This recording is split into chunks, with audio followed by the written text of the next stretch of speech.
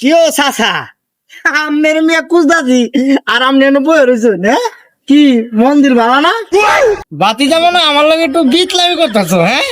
আরে না চাচা আমনের লগে আমি বিতলামি করতারি তুমি যদি বিতলামিও করো আমার কোনো অসুবিধা নাই তোমার বয়সে আমি অনেক কিছু দেখছি চাচা দেহার কথা কইছো না আর আমার মনে হয়েছে আপনি কি সংগ্রামের সময় কইতারেন কিছু আরে বাতি যা কইতারি মানে পুরা সংগ্রাম তো আমি মুক্তিযুদ্ধে আছিলাম বেটা আই সব না চাচা হ্যাঁ আমি বিশাল বড় লোক আছিলেন হ্যাঁ তো কাকা রাইফেলটা কতটুকু ওজন আছিল আরে বেটা বেক কল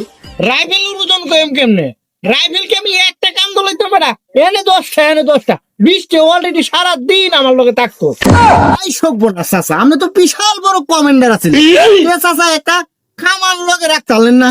আরে বেটা কামানের কথা কইছো আর আমার মনে হয়েছে কামান তো আছিল বেটা অলরেডি 4-5টা কামান মনে হলো যে আমার লগে থাকতো আই সব না চাচা হ্যাঁ আমি তো বিশাল বড় কমান্ডার আছিলেন কামানও থাকতো আবার রাইফেলও 10-12টা লগে থাকতো হ্যাঁ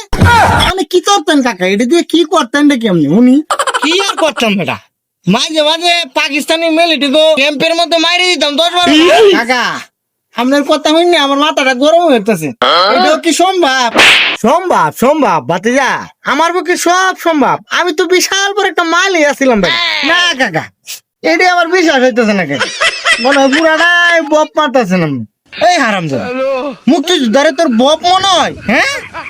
হারামজাদা এই কাকা রাগ হইলে ওই মিয়া আপনার দেখা মুক্তিযোদ্ধা বিশ্বাস হয় না আমার এর লাগে কইলাম আর কি আপনার সে দেখা যাইতেছেন কা হ্যাঁ আরে আমার মুক্তিযোদ্ধারে